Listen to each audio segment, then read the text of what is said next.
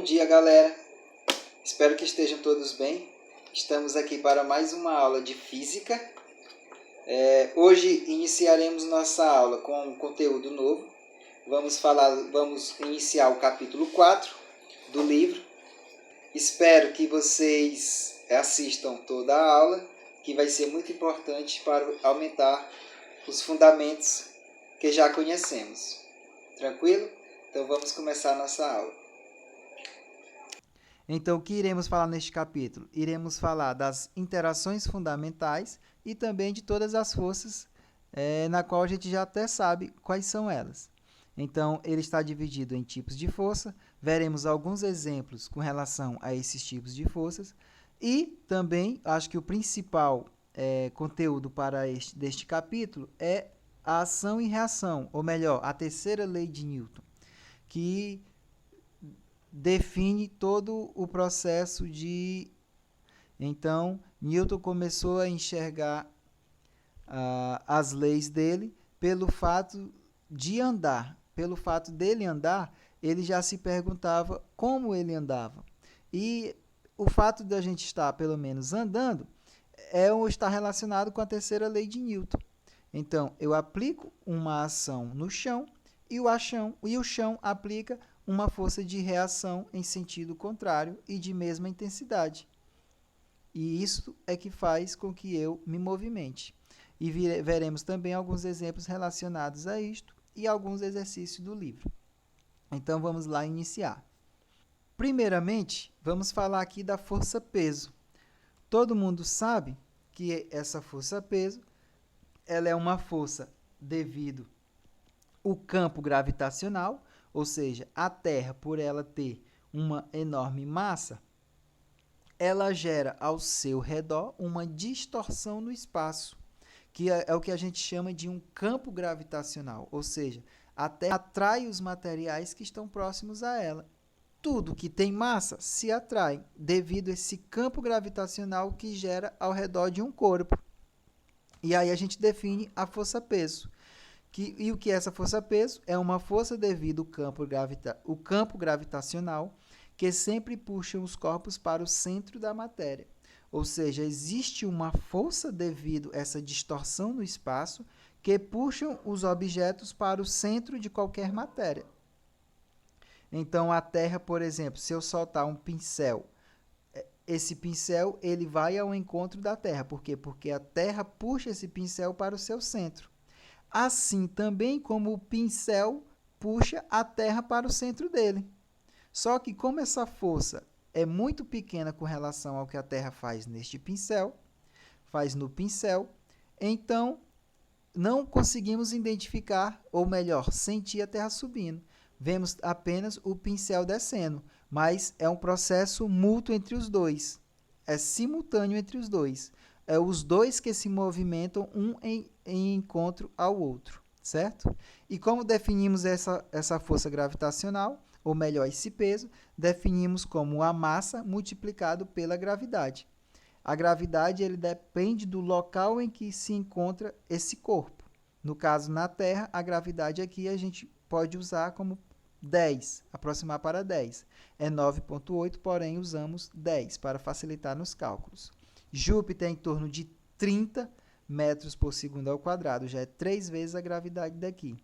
A Lua, por exemplo, que tem uma menor massa, a gravidade dela é de 1,6 metros por segundo ao quadrado. É por isso que astronautas, quando estão na Lua, eles pulam de uma altura maior do que quando pulam na Terra. Porque a força gravitacional que a Lua gera ao seu redor, ou seja, a distorção que a Lua gera ao seu redor, é muito pequena comparada ao da Terra, que é a força elástica. Como o nome já diz, é uma força devido a uma mola, ou melhor, a um elástico, algo que se comporte como um elástico. Então, eu tenho aqui duas figuras. Esse X aqui representa a elongação da mola, certo? É para onde eu vou puxar a mola, por exemplo, nesse primeiro caso, aqui é o ponto de equilíbrio, eu estou puxando esta mola de uma determinada distância x. Então, ele estava aqui, eu puxei o objeto para cá, para a minha direita. O que é que vai acontecer se eu soltar? esse objeto ele tende a ir para a esquerda. Por quê?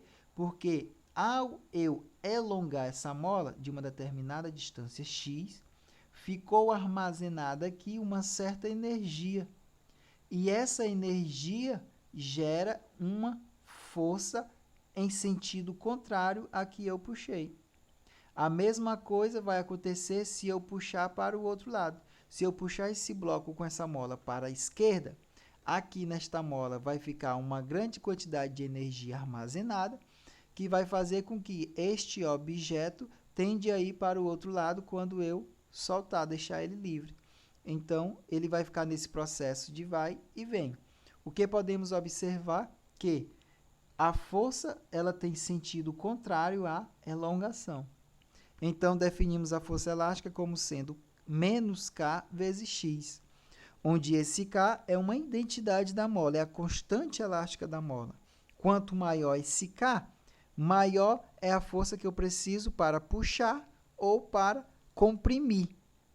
Também, necessariamente, quanto maior esse K, maior vai ser a energia armazenada quando eu comprimir ou puxar.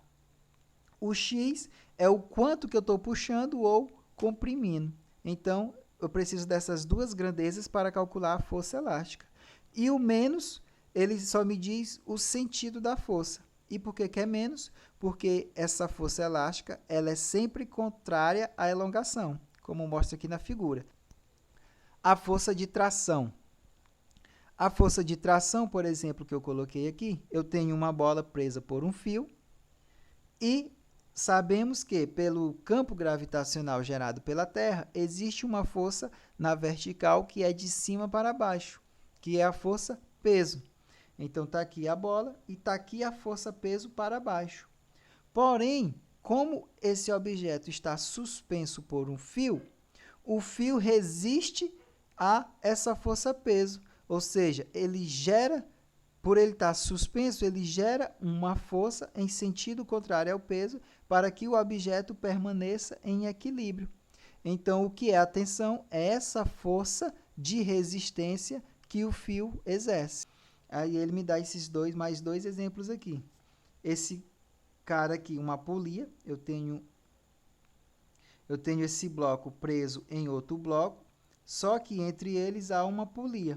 Então, eu tenho uma tensão para cá, ou seja, que também esse cara puxa esse outro para cá. Então, está aqui a tensão devido ao fio. Nesse daqui é a mesma coisa. O fio exerce uma tensão para lá e o objeto aqui ele exerce uma tensão para cá. Então, vamos para frente. Outro tipo de força, que esta também é muito importante, é a força normal.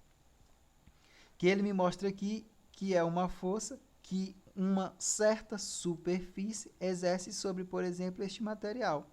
Então, eu tenho este material que está sobre uma superfície. O que é que está acontecendo? Aqui em vermelho, eu tenho uma força que ele chama de normal. Ou seja, é uma força com que a superfície faz no livro. Mas como é que surge essa força? É uma força devido à impenetrabilidade dos corpos. Quando estudamos lá em ciências, aprendemos que corpos eles não podem ocupar o mesmo lugar no espaço. Ou seja, eu não posso ter um corpo dentro do outro. Então, devido a essa instabilidade, é que faz surgir, quanto mais próximo esses materiais vão se encontrando, surge uma força de impenetrabilidade, que é lá pelo princípio de exclusão de Pauling. É um termo mais sofisticado e mais certo que define isso, essa impenetrabilidade. Muita gente confunde a força normal como uma força de reação da força peso, o que não é. Certo? Então, esqueçam. Força normal não é uma força de reação do peso. É uma força que é dado por esta superfície que exerce neste objeto, por conta que um material não pode ocupar o mesmo lugar que o outro. Então, existe essa força contrária. Como eu já disse, não é uma força de reação do peso. E uma coisa importante, que a força normal ela é sempre perpendicular à superfície. Ou seja, nem sempre ele vai estar em sentido contrário do peso. Ele pode também ser perpendicular ao peso. Nem sempre vão estar nessas mesmas direções. E, para terminarmos os tipos de forças aqui, nos estudos desta aula de hoje, falar aqui um pouco da força de atrito, porém não vou falar da sua equação, porque vou falar aqui apenas da questão de conceito.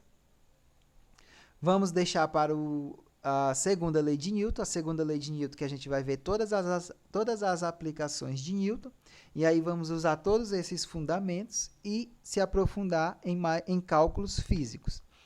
Um rapaz empurrando um móvel, e aqui ele coloca a parte dessa região do solo com o móvel, e a gente vê aqui que ocorre uma fricção entre os dois materiais. O material aqui exerce uma pressão muito grande no solo. Por quê? Porque ele é todo desordenado, ele não é liso. Existe um atrito, ele faz com que ele resiste o movimento. Essa superfície ela resiste ao movimento deste material. Um conceito muito importante é que, se eu aplico uma determinada força para a direita e esse objeto começa a se mover, a força de atrito ela sempre vai ser contrária ao movimento do corpo. Se um corpo se movimenta para a direita, a força de atrito vai estar voltada para a esquerda. Se o corpo se movimenta para a esquerda, a força de atrito está voltada para a direita. Por quê? Porque é uma força de resistência. É uma força de resistência ao movimento. Certo? Vou colocar aqui para vocês alguns vídeos de alguns experimentos lá da universidade, lá da USP, da Univesp. É o professor Cláudio Furucana. Para ilustrar a força gravitacional, que aqui na superfície da Terra chamamos de força-peso, iremos usar dois pêndulos simples. Um pêndulo simples nada mais é do que um corpo pendurado por um fio inextensível e com massa desprezível comparada com a massa do corpo, que aqui você pode ver indicada em gramas. Por causa da força gravitacional, o pêndulo começa a oscilar quando o deslocamos da sua posição de equilíbrio, ou seja, a posição do corpo mais próxima do centro do planeta. A aceleração da gravidade é constante na superfície da Terra a certa altitude. Todos os corpos caem ou se movem com a mesma aceleração, independente de suas massas. Desconsiderando o atrito com o ar, uma folha de papel e um livro pesado, quando soltos da mesma altura, caem ao mesmo tempo, ou seja, ambos caem com a mesma aceleração.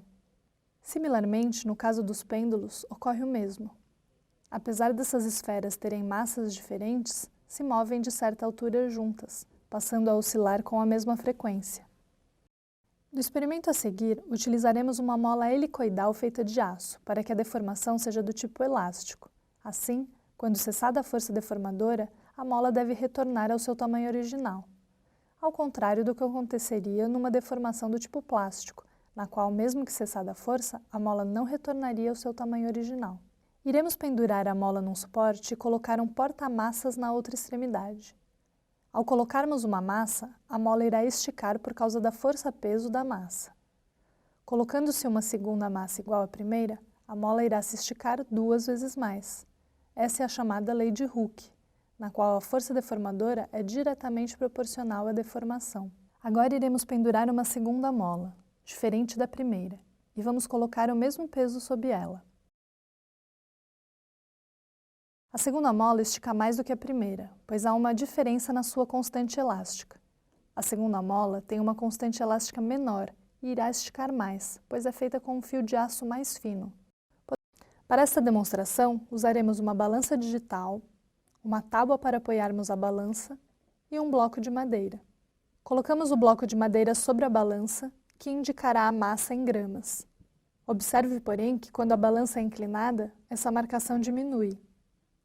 Quanto mais a balança é inclinada, menor o valor indicado. Isso acontece pois a balança, na verdade, é um medidor de força, ou seja, ela mede a força aplicada sobre o prato e depois converte este valor em gramas. Quando a balança está na posição horizontal, a força normal é igual à força-peso, e a indicação da balança será o valor da massa verdadeira do bloco de madeira. Porém, se a balança estiver inclinada, o valor indicado será o valor da força normal à superfície inclinada, e neste caso, ela vale o peso do bloco multiplicado pelo cosseno do ângulo de inclinação. Por exemplo, se o ângulo de inclinação for 60 graus, o valor indicado na balança será a metade do valor verdadeiro. Bom, vamos agora aqui iniciar aqui alguns exemplos a respeito do que a gente aprendeu. Vamos lá, exemplo 1. Um bloco é lançado no ponto A sobre uma superfície horizontal com atrito e desloca-se para C.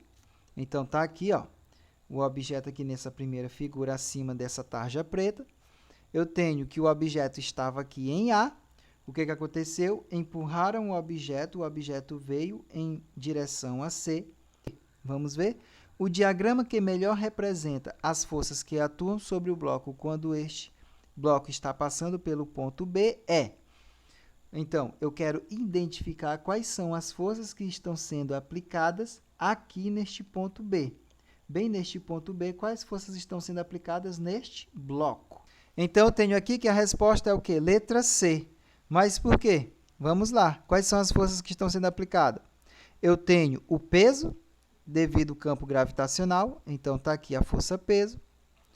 Eu tenho a força devido à superfície, ou seja, um corpo não pode entrar dentro do outro. Então, a superfície vai gerar neste bloco uma força normal, que está aqui para cima. Então, peso normal. E como ele disse no enunciado que tinha atrito, e eu sei que o objeto está se movendo em direção a C, então a força de atrito ela é quem? Ela é contrária ao movimento. Então, ela está para a esquerda. Então, o que melhor representa é a letra C. No exemplo 2, ele diz assim: certa mola helicoidal presa num suporte vertical tem comprimento de 10 centímetros. Quando se prende a mola um corpo de 100 gramas, ela passa a medir 15 centímetros. Dados G igual a 10 metros por segundo ao quadrado. E ele quer que você calcule a constante elástica da mola em newtons por metro. Ele me dá a gravidade, que é 10 metros por segundo ao quadrado. Ele me dá a elongação da mola, ou seja, sem nada, a mola era de 10 centímetros. Quando eu coloquei o objeto de 100 gramas, essa mola distendeu até 15 centímetros, ou seja, ela era 10 centímetros, passou a 15. Então, qual foi o tamanho da elongação dela? 15 centímetros, ou 5 centímetros, vai ser 15 menos 10. E a massa no problema ele me deu que é 100 gramas. Então, vamos lá. O que é que eu tenho nesse problema? Como eu sei que aqui existe o peso e que para cima vai existir a força elástica, e eu sei que esse objeto está em equilíbrio, ou seja, o que é que eu vou fazer? Substituir. Quem é a força elástica? É Kx. Lembrando, não coloquei o menos, porque eu já sei o sentido da força elástica. Eu quero saber apenas a intensidade. Então, está aqui, Kx é igual a massa vezes gravidade. Eu tenho o valor de x, tenho o valor da massa e tenho o valor da gravidade. Ele quer que eu encontre a constante elástica da mola. Então, receita de bolo. Substituindo os valores, eu tenho isso aqui, que vai dar um valor de 200 newton por metro. Então, está aqui o valor da constante elástica desta mola. Bem, continuando aqui agora, vamos entrar na segunda parte do nosso capítulo, que é a parte principal deste conteúdo, que ele vai falar do princípio da ação e reação, ou melhor, a terceira lei de Newton. O que é que ele diz no enunciado? Se um corpo A exerce uma força sobre o corpo B, ou seja, FAB é a força que A exerce em B, o corpo B simultaneamente exerce sobre o corpo A uma força de mesma intensidade, mesma direção, mas em sentido contrário, ou seja, uma força BA. Isso aqui é BA, certo? Está trocado aqui. Por exemplo, se eu tenho uma pessoa aqui que quer andar no patins, se ele empurrar a parede com o patins, ele empurra a parede para o lado direito, porém, a parede vai aplicar a mesma força que essa pessoa está empurrando, só que em sentido contrário, para a esquerda, fazendo com que este cara que está com patins, ele tende a se movimentar nesse sentido que a parede está exercendo sobre ele. Então, vamos ver aqui algumas propriedades desta terceira lei. Primeiro, as forças de ação e reação não se anulam, ou seja, uma completa a outra, porém não se anulam.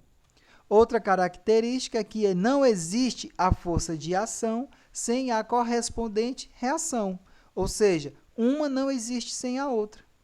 As forças de ação e reação são simultâneas, ou seja, na hora quando eu aplico uma força em um objeto, esse objeto simultaneamente aplica a mesma força em mim. E ação e reação podem apresentar efeitos diferentes, verdade. Quando eu venho e bato a minha mão na parede, o que é que acontece? A minha mão, eu aplico uma força na parede, porém a gente vê que a parede ela não se deforma. Porém, se olharmos bem devagar, vemos que a parede exerce a mesma força na nossa mão, porém a minha mão, ela vai ficar deformada, diferente da parede que não ficou. Ou seja, a ação e a reação apresentaram efeitos diferentes, mesmo que apresentem a mesma força. Porém, para terminar, é indiferente dizer qual força é a ação e qual é a reação. Ou seja, é impossível identificarmos isso. Por quê? Porque são simultâneas e ação e reação são forças de mesma natureza. É por isso que são iguais. Bom, irei colocar aí um vídeo para vocês também do mesmo professor, o professor Cláudio Furucana, certo? Lá da USP. Neste experimento, usaremos um borrifador contendo álcool combustível, um acendedor a gás e uma garrafa PET, presa a um fio de nylon e com um furo de aproximadamente 1 cm de diâmetro em sua tampa. Inicialmente, é necessário borrifar um pouco de álcool combustível dentro da garrafa, pois o álcool deve estar na forma de vapor. Também é necessário apertar algumas vezes a garrafa para oxigenar o ambiente dentro dela. Ao aproximarmos a chama de um acendedor perto do furo da tampa da garrafa, inicia-se a reação de combustão, com grande liberação de energia na forma de calor. O calor produzido na reação de combustão aquece os gases no interior da garrafa, que se expandem rapidamente. Como há apenas uma saída na garrafa, os gases aquecidos saem pelo orifício em alta velocidade devido à pressão exercida pela garrafa. A pressão da garrafa exerce uma força sobre o gás que sai pelo furo, e ao mesmo tempo o gás empurra a garrafa em sentido contrário, ilustrando a lei da ação e reação.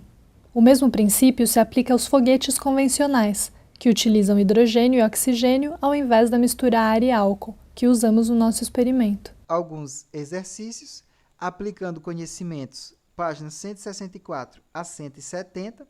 Quero que vocês façam as questões 6, 14, 16, 18, 20, 21, 22 e 23. E, lembrando, vou querer realmente ver se vocês fizeram. Então, se vocês tiverem dúvidas, anotem para que quando tivermos um encontro online, ou então pelo CADES, ou então até pelo WhatsApp, podem me mandar, eu estarei tirando as dúvidas. Muito obrigado pela aula de hoje e fiquem bem, fiquem em casa, fiquem com Deus e até a próxima. Tchau, tchau.